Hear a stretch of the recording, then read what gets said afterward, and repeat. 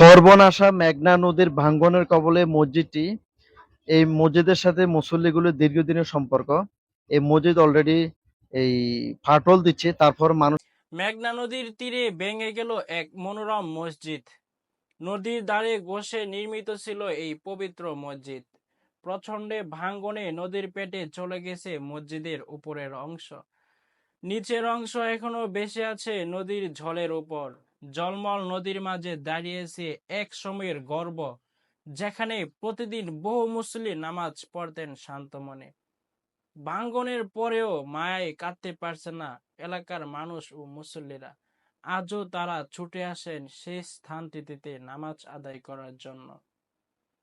মসজিদের ধ্বংসাবশেষে দাঁড়িয়ে কান্না করছে মুসল্লিরা, কারণ এই জায়গার সাথে জড়িয়ে আছে তাদের আত্মিক বন্ধন।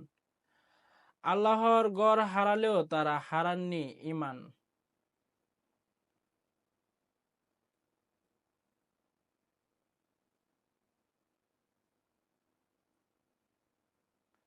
নদীর মাঝে দাঁড়িয়েও তারা আল্লাহকে স্মরণ করছেন।